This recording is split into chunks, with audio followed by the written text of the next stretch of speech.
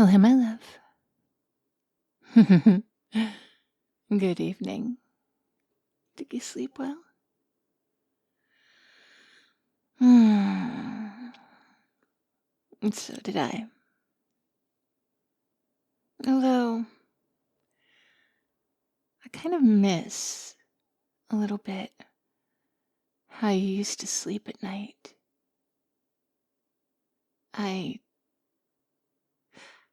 I watched you a couple of times.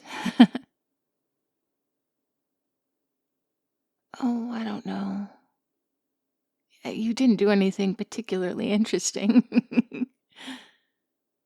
But it was calming. Just being there, listening to your breath go in and out, even when you snorted a little bit and turned over. Yes, you do snore a little bit. Nothing terrible. Kind of cute. And not all the time, just for a little bit. Or you did. You don't take such deep breaths now as you used to. I wondered what you dreamed of. Cheesy, but I wondered if you dreamed of me.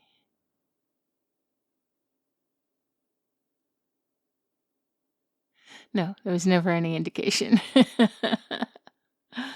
I could not read your mind when you were awake. I cannot read your mind when you're asleep.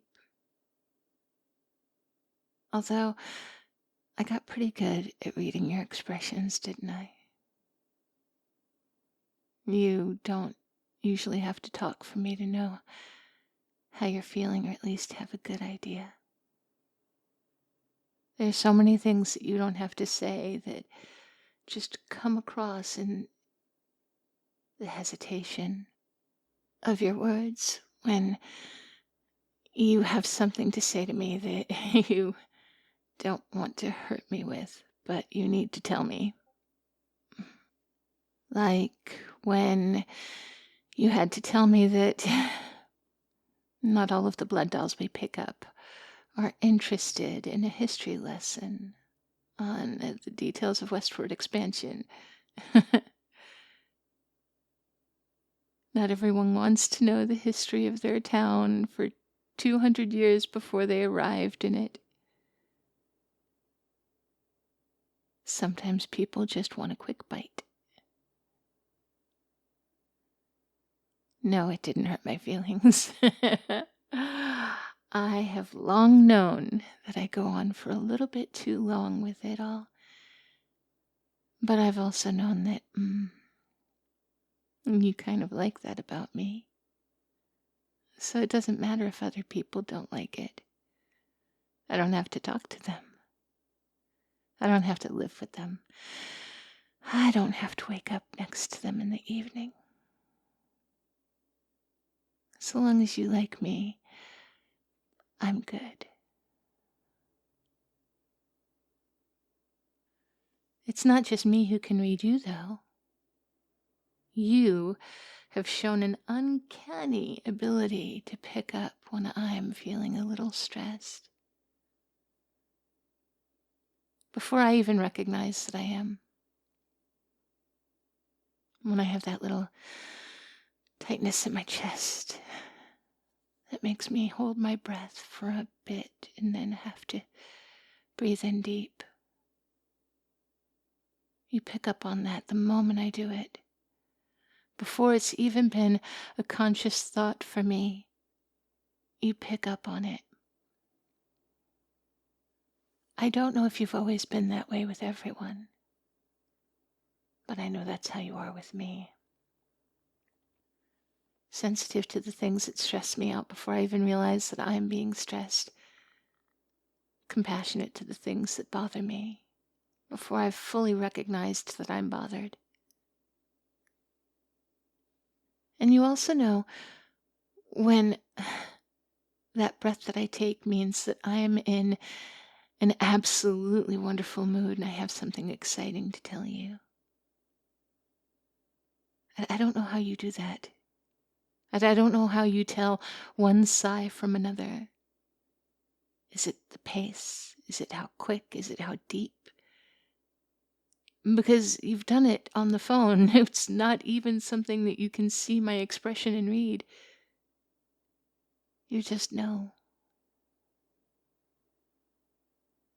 It's it's kind of an amazing superpower you have. And you've had it almost since the day I met you. You're quite phenomenal that way. I don't think I'd met another human like you ever in all my hundreds of years.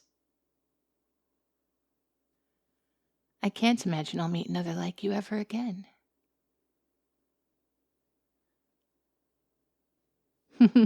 No. No, it's not a good thing. The world would be a better place if there were more like you. But it's also not a bad thing either for me. Because I've already got you, why would I need another?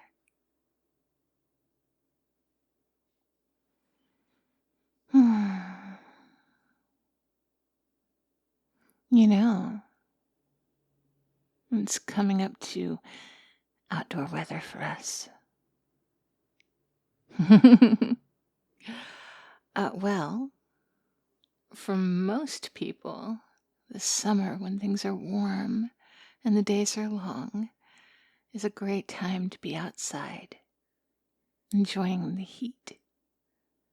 But for us, when the nights get longer, we have more time to roam, to join with the living.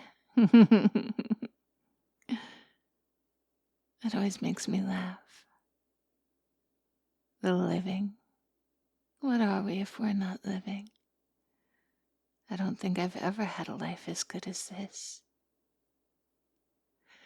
But, back to my point, I was thinking, since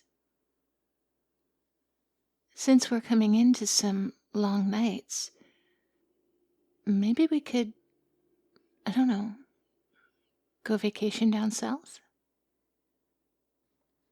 Lying out under a moonlit beach, enjoying the warm waters. What do you think? A little getaway vacation for the two of us? Nothing too extravagant, just a modest vacation for the two of us.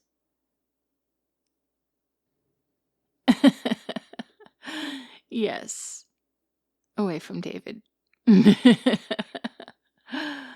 He's never too far away, though, is he really? I mean, he's always got a phone in his pocket. Maybe we could go down to Miami? Enjoy the nightlife, the beaches. I bet we could find a temporary substitute David. A David with a southern accent. Exactly. I think I'd like that as well. It seems like it would make a good honeymoon spot. What? No. I'm not asking you to marry me, my goodness. Uh, why would you think that?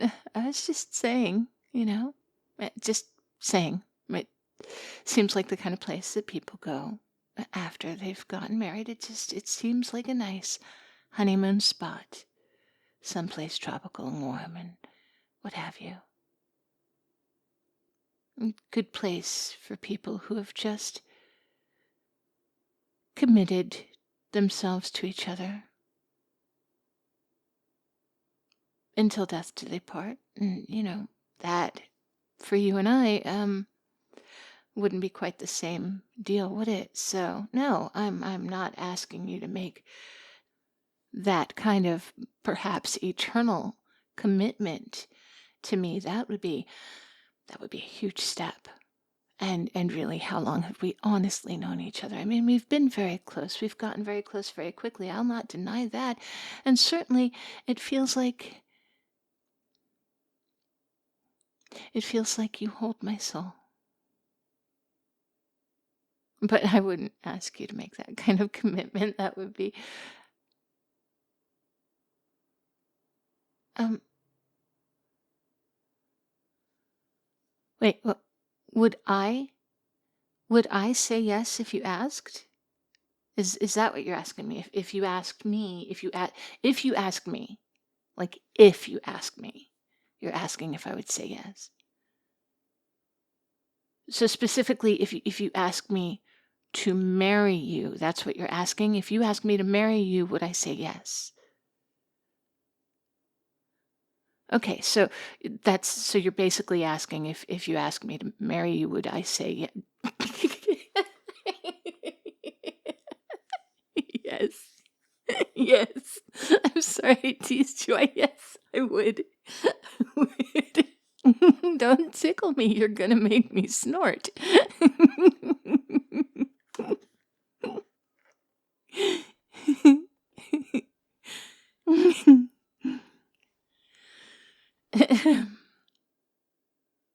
Yes.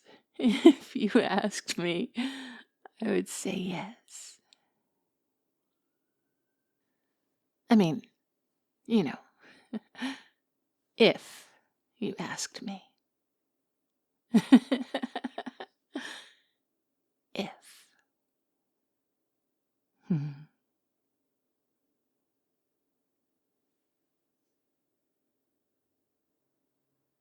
Huh. You know, I think you're right. I think Miami would make a good honeymoon spot. Huh. At least that's what I've heard. Hmm. I haven't been there in ages. I'll have to show you some of my favorite places. Oh, and the eating there. Just wait till you taste a cubano. Hmm? What sandwich? No, no. Yeah, that's what I meant. But you know what? It's not the same for everybody. There's a genetic element to it, and some people think they taste a little bit soapy. Hey there, cupcakes. I hope you enjoyed this little visit back from the Flirty Vampire. I would like to thank you all for sticking with me through these past few days while I figured out what would make the YouTube algorithm happy, and I realized that nothing will.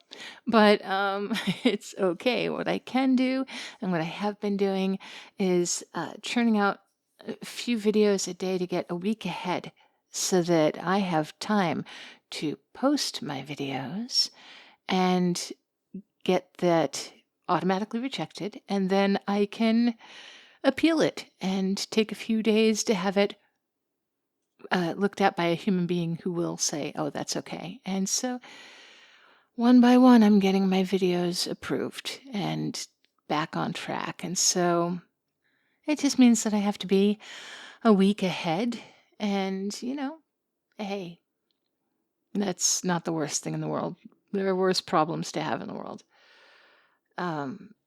There are going to be videos that will just not be monetized. I know that at that point, if people are looking at me this closely over that one video that was all about, hey, talking about how you're not a loser just for having lost once, if that got automatically flagged, then any yandere is going to be just not approved. So in order to give you guys what you want and the stories that I want to tell, it means that sometimes I'm just going to have to do without monetization, which is where your support for my Patreon is especially appreciated.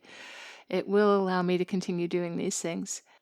Also, you will want to like and subscribe and hit the notifications bell so that you are notified when I come out with videos that would otherwise not be presented to you because YouTube is taking me to task for something. So, you know what? It's all good. It is what it is, and we will push forward.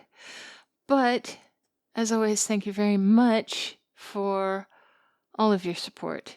You guys are great. You guys are the reason that I am still doing this after this nonsense, and you guys so make it worthwhile. I appreciate it. And speaking of patrons, I would like to thank Atlas462, Nathan Histed, Sheep Sheppo, Aiden S., Curious Jorge, Basilisk Payne, Deep Fried Vibes, E. Hizasho, Goose, L, John Kebab, Eli, MCH Main, Salty Loganissa, Hungry Hippo, Gilberto Riquero, Alex Willette, Quincy Jones, Adam, Kobe Ewing, Killswitch Engage, Old Bean UK, Jonesy, The Bi Agender, King Kylie 21, Kiro Agreste, George Thurn, Anonymous, Chris Arctic Penguin 92, Duke is here, Kalua Bear, Titan O'Grady, Jesse, Kolek 92, Braulio Vargas, KJW, Sean, Wylan, Seth the Mess, Sir Ramington, Kaguzo, Nick, Synergy 12, Pierce's Discord Kitten, aka Forces, Raptor, Dalai Lama, Head Priest of the Realm of Dreamy, Benedict's 9, Ironhead 333, Anzu Wiley, Nick Roberts, Cody, Nachtwaya, Emperor of Mankind, Skull, Yuri Boygon, We Beg Goy Epic, Mike, Fit External, Cherry Was Script, No me den el timón, yo solo vengo como cocinero, Vicious Rowan, Jules, Solitary Surreal, Force's favorite French-made femboy, aka Pierce, A Red Bow, Jacketeer, Adrian Hasslinger, Jake C. That One Other Jake. This audio sponsored by Hetty's Medieval Off-Brand Pharmacy. Come in for a big winter sale of leeches and maggots. Tombury Shuffle, Christian Cleopatra, Tweemy's favoriteest Twiddle Ubu War Criminal. And Doom, Doomy Doom, Dweemy Doom. Thank you all. And thank you everyone for listening, subscribing, liking, commenting, sharing, and clicking those notifications. And I hope you will all take very good care of yourselves. Be as kind to yourselves as you are to me. And I will talk to you tomorrow.